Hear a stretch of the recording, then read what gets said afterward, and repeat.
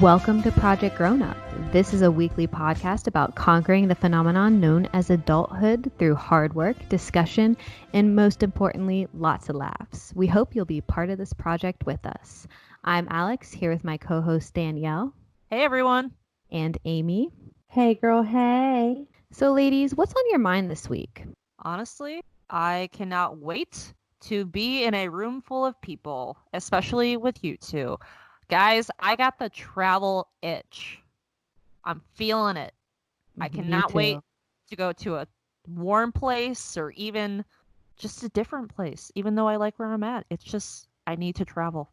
The one thing that I cannot get over this week, it's been constantly on my mind, I just got fulfilled today, was Chipotle's new queso dip. It's everything. I didn't even know I was into that, but girl, I am in. I'm invested. Oh, that sounds delicious. I'm going to have to try that. Real Mexican food is better. Trust me, I know that. I know. I've learned the difference between authentic Mexican and fake Mexican food. But Chipotle still got my heart. They do got good chips. I'll give them that. So on my mind this week is my vision board, which I have recently created. And I'm pretty excited about it. It's not that cute, which, you know, if you go on Pinterest and see vision boards, they're all like cute and collages. Well, you know, I don't really have a printer, so I did it on PowerPoint. Can we get an IG post this week, please? And thank you. We'll see. I said it's not that pretty, but, you know, it don't matter. I'm really trying to live, you know, I'm trying to envision how I want my life and where it's going to go and what it's going to look like. So I made this vision board here, and y'all know I want a house down in Florida. So on my vision board, I posted some like nice pictures of the beach and bicycles on the boardwalk and some money because I need money to buy my house or my condo. This isn't helping my travel itch. I know. You know, doing this vision board really got me thinking about this law of attraction and this positive thinking idea and this idea of transforming our dreams into reality through the law of attraction. Have either of you heard about it? I think so. I read that book, The Secret. That's kind of what it is? Yeah, dead on. The law of attraction is this idea that you'll attract into whatever your life that you focus on. Whatever you give attention and energy to is what's going to come back to you. So if you put out good things, you're going to attract good things in return. And also if you know, put out like bad energy, negative thoughts, if you think that you're going to be a failure, then, you know, that's what you're going to attract in return. Let me just say this isn't an actual scientific law. Just want to put that out there for all those scientists. So whatever you put out there is going to return back to you. And the second idea of law of attraction is that as you're taking action or steps towards these goals and dreams, that the universe will conspire to help you achieve these goals. Now, that's a little woo-woo, and, you know, that might not fit for everyone. But I think regardless of your personal beliefs, if you believe in God or the universe or whatever, we can all agree that everything begins with beliefs, and that your beliefs shape your thoughts, and your thoughts shape your words, and your words shape your actions, which then shape your reality. I definitely agree with that. And I actually started watching The Secret. I didn't finish it because I didn't have time and I got tired. However, I feel as though the little bit that I saw about the way you think and the way you act is how you will attract certain things into your life. And I definitely think I was subconsciously doing that this week because I had a significantly better week than I did last.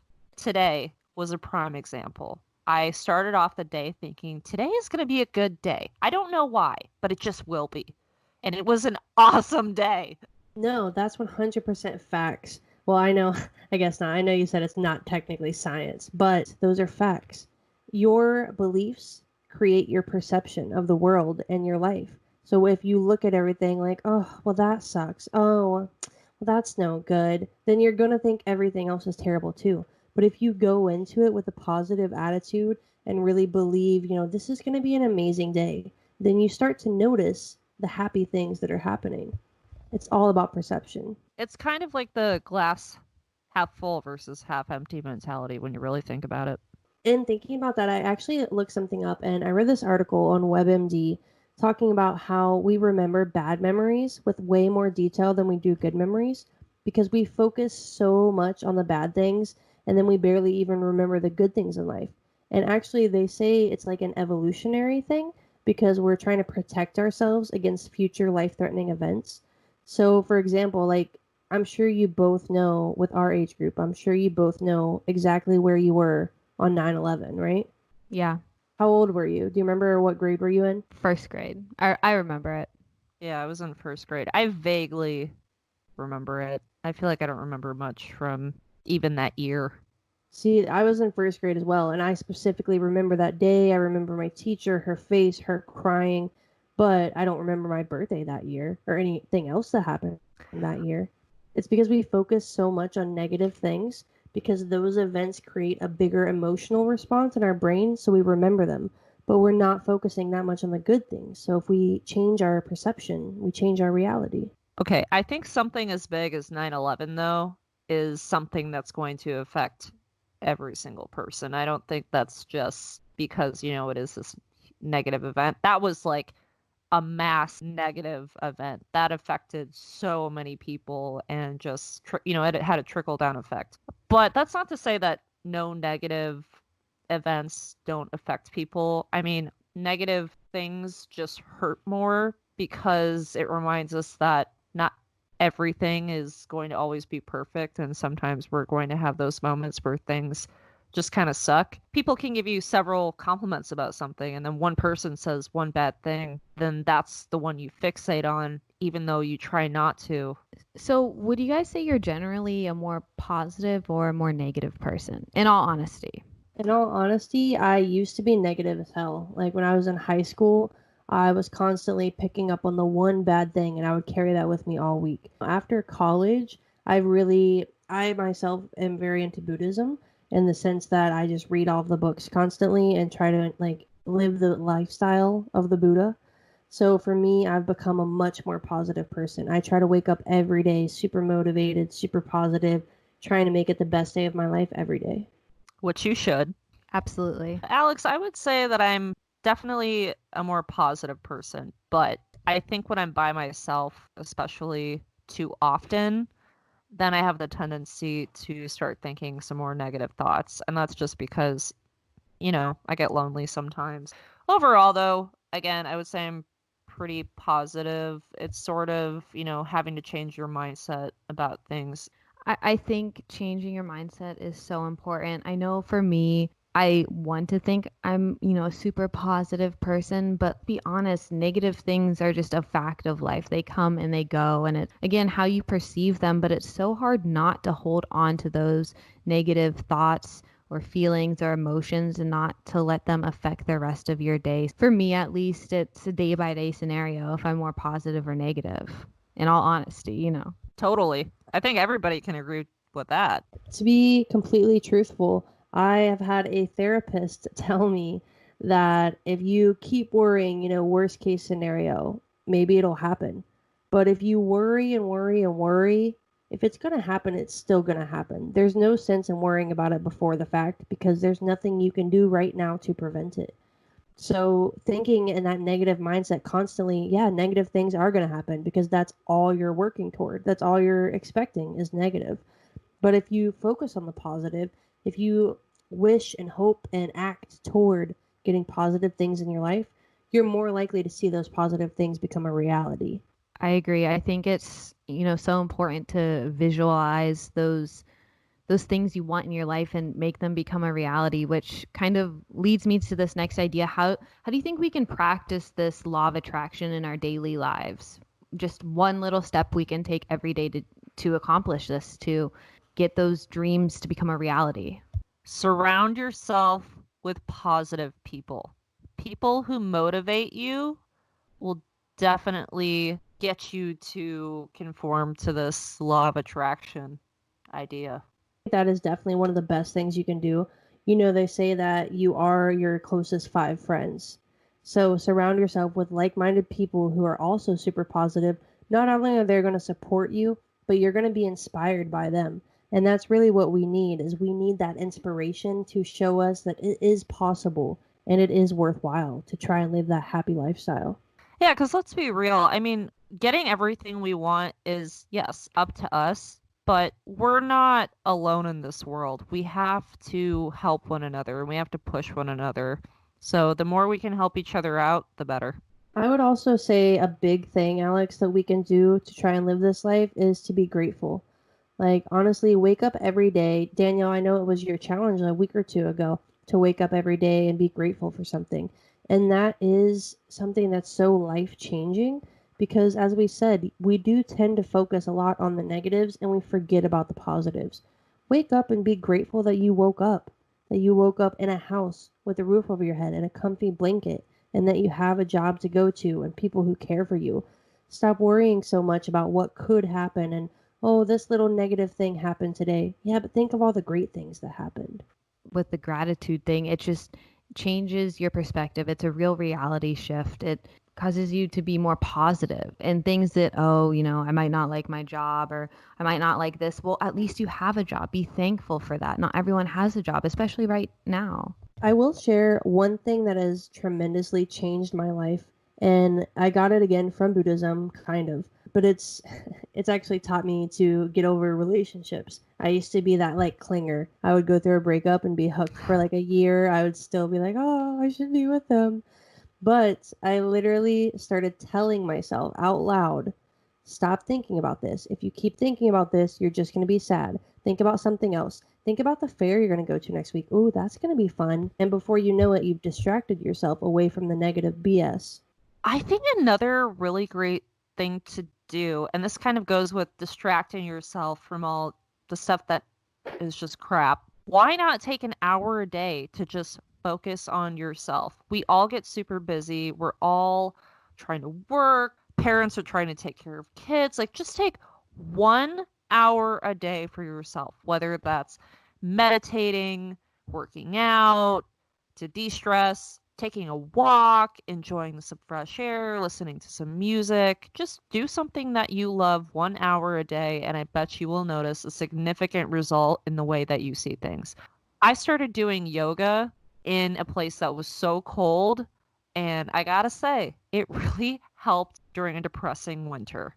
And it helped me actually realize some of the toxic things out there, and I was like, okay, I'm done with this. Danielle, I always say self-love is the best love, but And it is. I also am very realistic with my goals. So if you don't have that hour per day, take 10 minutes, 5 minutes if you're that busy. But at least, small goals, at least have 10 minutes in the quiet where you're just with yourself. You're grateful, you're happy, you're positive, and you love yourself because you're amazing. This is true. And don't say that you don't have 10 minutes a day, because everybody can take 10 minutes for themselves. And I think it's easy to say 10 minutes again, but it's hard. It is hard when you have so much going on in your life. So I think when it comes down to it, you just need to be kind to yourself and be patient and baby steps, reflect on the progress that you have made so far in getting to those goals. I love that, Alex, especially because a lot of us can be really cruel to ourselves. We're some of our worst critics, sometimes harsher on ourselves than other people. So we need to remember that we all should love each other no matter what, but we most importantly, like Amy said earlier, need to have that self-love. Otherwise, you're not going to see any progress anywhere. I do have to say, Amy kind of mentioned this before about changing your mindset and, saying, well, I'm going to the fair this week and repeating these things out loud. But one of my biggest things personally is saying affirmations to myself. So for example, if I'm going for a job interview, I say it in the present. I have this job. I work at this company. I already make it, and I convince myself that that's already the reality of it. Because I think that's a big change in, getting over that negative voice in the back of your head, but also kind of creating that shift and creating it into a reality for yourself. Also, when you feel that confidence, you exude it too. People will notice it, and then you probably are more likely to get that job because people notice that, you're this strong, confident woman, and they're like, you know what? She's the perfect candidate. I know that she will get the job done, and I know that she's got a grasp on it. So obviously, Alex, we're sold. We're all believers But somebody's got to be the devil's advocate. Why isn't everyone doing this? Yeah, I think, why would someone be opposed to being positive, or what's the downside of being positive? What do you guys think here? It's kind of hard, it's easy to say you want to be positive, but in reality, actually practicing it might be a different thing.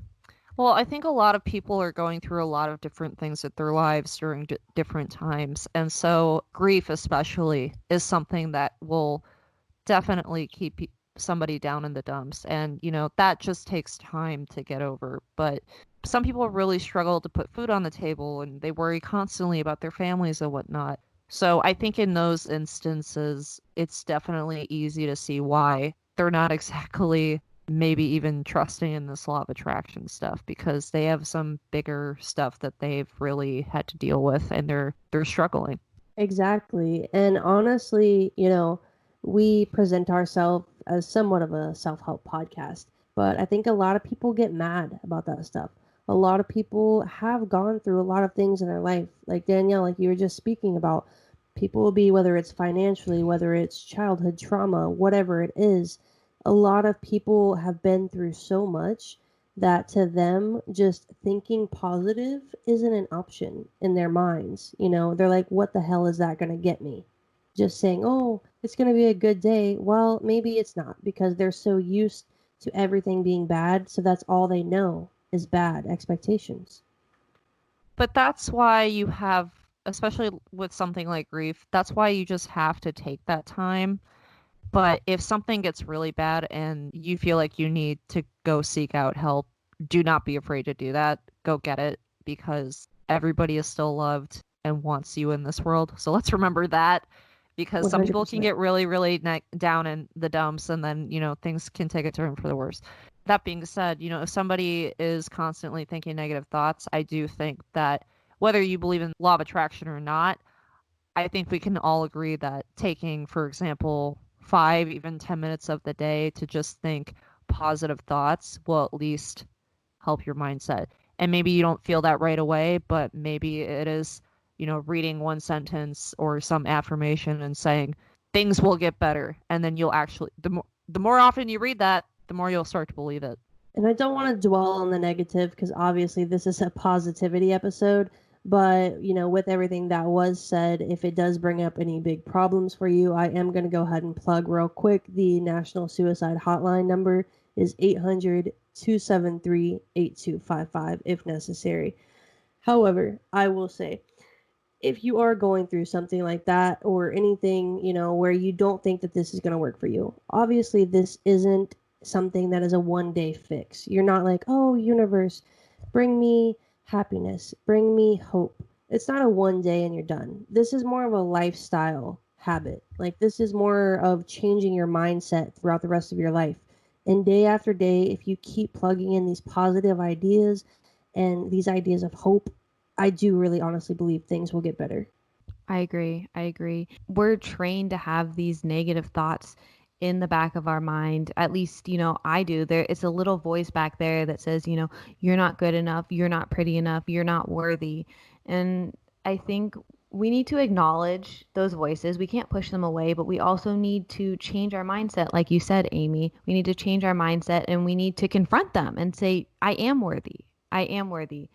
So, Alex, we've talked about it. Now, how exactly does this law of attraction work? Like what do? You just think positive, or do you have to be specific about what you want? How exactly does this work? It works in both ways. So you need to be specific with what you want. So, for example, like I think in the movie or the book it says, I want to be rich. Well, how rich do you want to be? Like give an amount you want. But also it's not just like a dream like, oh, I'm going to be rich, I'm going to wake up and be rich, but it's taking the steps physically to do that, coming out with an outline, step by step to accomplish that goal, sending out those positive thoughts, sending out that intention, and then being open to receiving them. I definitely agree. I think being specific is something that's really important. My girlfriend, actually, she is super into that. She will write, like, and I'm sorry, I'm putting her business out there. Sorry, babe. But she will write like a letter or like a note on her phone to the universe, and she will be specific about what she wants. when she put in for what apartment she wanted to move into, she said that she wanted to have a backyard. She wanted to have a safe neighborhood. She wanted to have at least 2 bedrooms, this, and that. I think it is important to be specific, and I think that applies to all goals. Because like you said, you don't want to just say, "Oh, I want to be rich," because maybe you will be rich, but maybe you'll be miserable and rich. And also, I think, rich can mean a lot of different things to different people. So I think you have to define that clearly what you want. Like you said, she wanted a backyard, she wanted a safe neighborhood. So you need to outline and really be introspective on yourself with what you want in your life. Obviously, this law of attraction, what you put out there is what you're going to get back. But I don't know if you guys have tried this. I've tried it a lot. I've had some success stories with it. But what is your opinion and your idea if, you try this and you have failed or your goal isn't exactly achieved? Nothing worth fighting for comes that easy. It's not going to come overnight. It takes time. Let the universe do its work. As long as you keep it up, at some point you'll be rewarded. I also think that you have to put some work in toward it. I think a big part of this is, yeah, you tell yourself like those positive affirmations every day. You are specific about what you want, but you also have to work toward getting that. For example, she wanted the apartment in the safe neighborhood. Look for an apartment in a safe neighborhood. Like you have to put in some work too. The universe will guide you towards these things and you will attract what you put out into the world, but you also have to put the work in to do it. Now, if it doesn't come through exactly as you wanted it to, again, try to be grateful for some of the things that may have come through. So maybe you got the safe neighborhood, maybe it was only 1 bedroom, but you still have to be grateful. You still have to recognize the positive. Don't just take it as, oh, well, I said I wanted 50,000 a year and they gave me 49. Now I'm mad. Like you have to be grateful.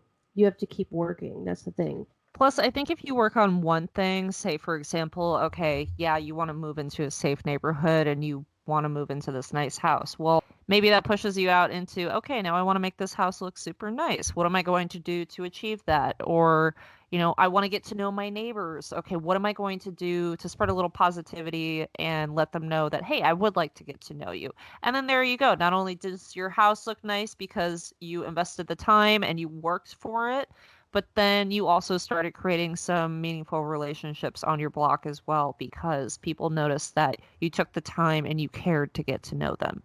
Agree with that. Also, I don't know if it directly correlates with the law of attraction, but I also strongly believe in karma.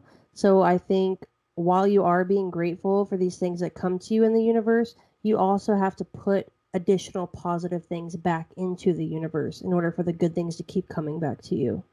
You have to spread the love to get some love. I agree. I agree. If it doesn't happen as you wanted it or at that time you wanted it, it's just maybe not the right time and something better is coming along. That's what I always tell myself. When one door closes, another door opens. Absolutely. I have a little mini challenge for you ladies and for our listeners. What is something that you want to manifest in your life? And how would you say that in the present tense as if you had already accomplished that today? That's a good question. It doesn't have to be something big or grand. It can be something small. All right, so something I want to manifest in my life is I want to be more confident. I don't know why, but I've always been very insecure in all aspects of my life, and it just doesn't fare well. It's not cute. It's annoying, and it messes with my like self-love and my self-talk. So if I was going to say that in the present tense, I would say, I'm confident, honey. Yes, yes. I believe it. I will say too, I do a monthly calendar, and one of my, I have 2 little quotes on there. One is confidence is key. And then right next to that, on the other side of May, it says you are worthy. So I stay trying to get these affirmations in my life. I love it. And that's something you can see daily. Yeah, it's right above my work computer. So I look at it multiple times a day throughout the day. Wow, I love that. That's awesome, Amy. Also, I'm totally going to cheat and steal that too because I feel like that's something that a lot of people are working on, including myself. I feel like some days I'm more confident than others, which is obviously, something normal to go through. But I feel like I definitely have days where I look at the work I'm doing or just something random and I think to myself, am I enough? And it's like, yes, I am enough. And that is me speaking in the present tense because I am awesome. And so are you guys. And don't You are. forget You it. are. So, yes, confidence is key. It will change your life. Don't be overconfident to the point where you're cruel to others, but you know what I mean? Like get that sweet spot of confidence that you need to just be in control of your life and just spread it to others. I But with love that that. public speaking, I feel like you're already confident, Danielle. Like it was a snap 2 minutes later. She's done, folks. You know what else helps me stay confident? Standing up straight. That is true. That is true. I It's all about slouch a the lot. posture. Alex, what about you? I will kind of play off of this confidence, and I am going to go with something that I want to manifest in my life is, being beautiful with who I am and accepting who I am with all my beautiful flaws, or I should say my perfect flaws or no flaws. I was gonna No. say, what flaws physically are you talking about? Right, same. I'm like, you look pretty perfect to me, girl. See, but that's like an outside perspective, but that doesn't reflect how I actually feel. I've struggled a lot the past few years being really sick and having a lot of weight loss and feeling like a bag of bones, to be quite honest with you, which is not cute. A lot of people, especially now, curves are in, big booty, big boobies, and I don't have that. And, that's not something I can change. So what I am going to go with is that I am beautiful and I accept myself for who I am. Amen. Alex, you are beautiful in every single way, and words can't bring you down. No. Thank you. Also, I don't know if it works for everyone, but the trick to getting my butt was donuts. Boston creams, to be specific. I would say about 3 donuts a day brings the booty. I love the jelly-filled donuts. Oh no. The sugar raised ones are the pretty good ones. Ooh.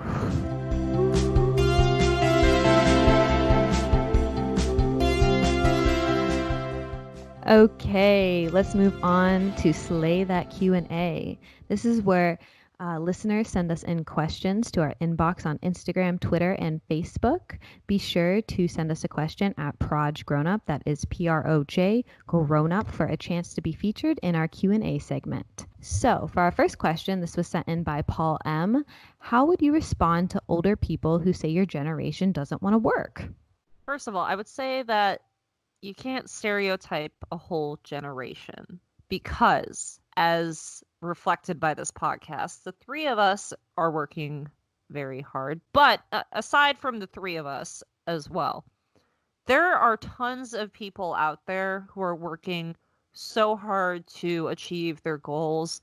And I think that placing a stereotype on a certain group, no matter who is just not reflective of that whole group.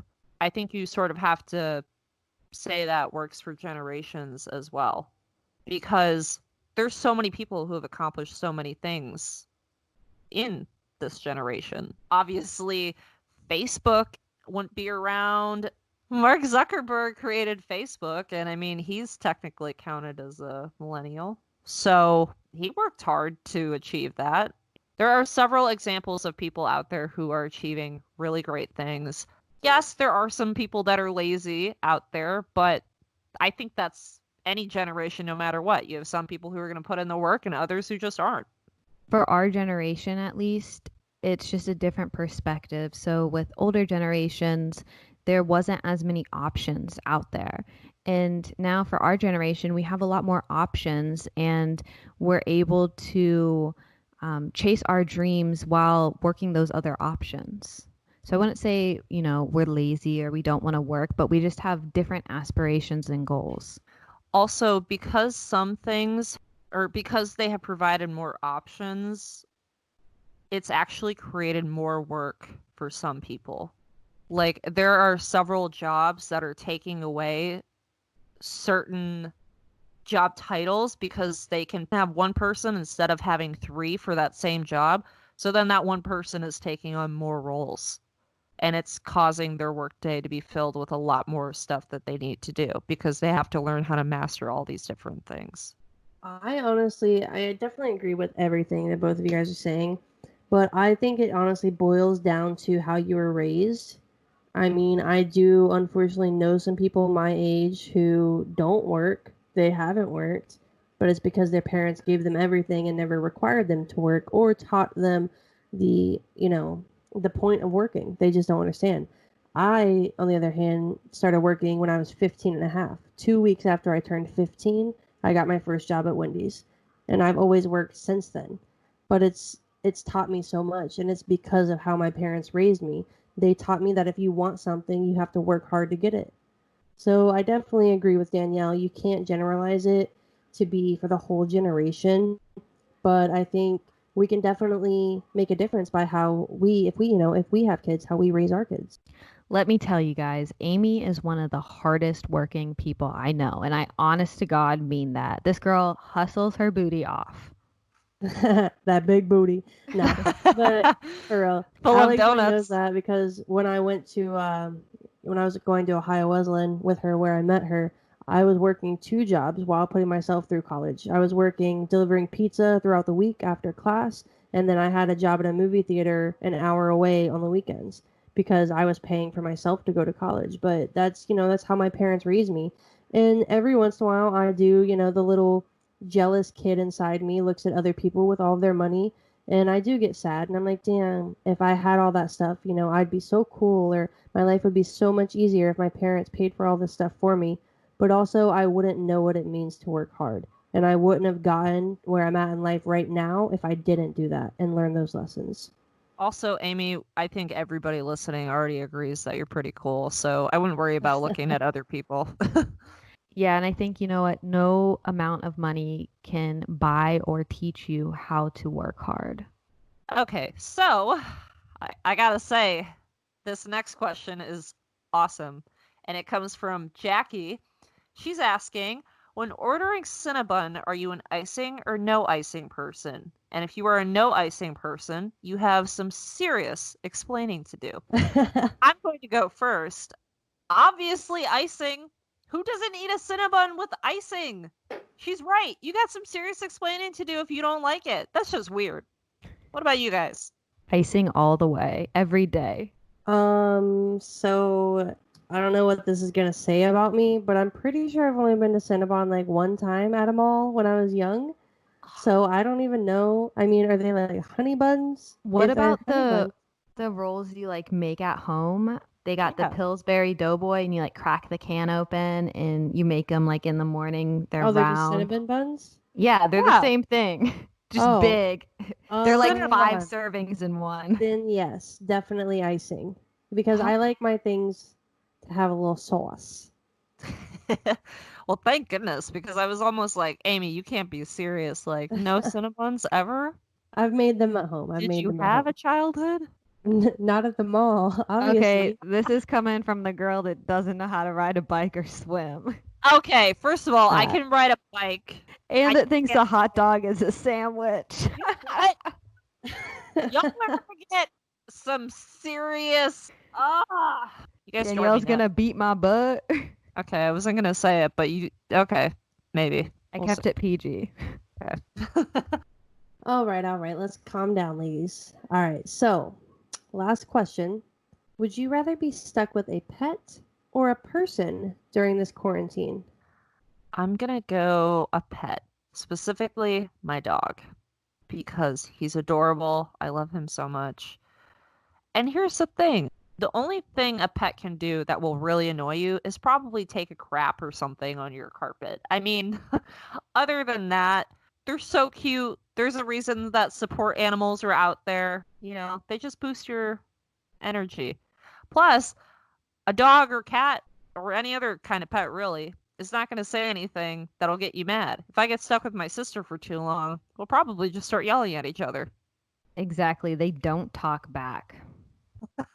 Yes, they don't insult you when you can't swim and you can ride a bike.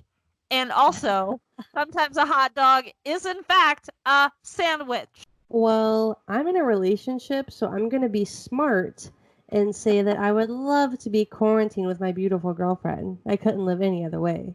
Damn, you guys are making this hard for me. Ah, man, I should say, another person, my boyfriend, but like also my cat.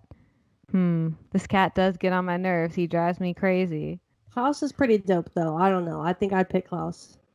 I know it's a hard pick. It's a hard pick. I don't know. I'm gonna have to plead the fifth here. Also, he makes like no noise, so I mean, Oh, he makes some noise. I didn't know that. Oh yeah.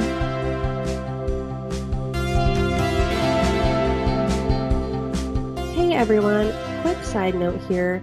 So we want everyone to know that here on Project Grown Up, we believe in human rights, equality, justice, and freedom for all races, all genders, sexual orientations, and religions. Black lives are important, and Black lives are valued. As human beings, we encourage everyone to stand up for what is right and to treat others the way that they want to be treated. All right, so we're going to leave you this week with some words to live by. We're quoting Gandhi, the inspiration himself. A man is but the product of his thoughts. What he thinks, so he becomes. Join us for new episodes every week. They will drop Monday at midnight Eastern Standard Time, so you can start the week off right as we unravel another chapter of Project Grown Up. Hopefully you found some keys to success in this podcast. Cheers to another week of trying to be a grown-up. Cheers, ladies. Cheers, everyone. Cheers! Blink. Cheers.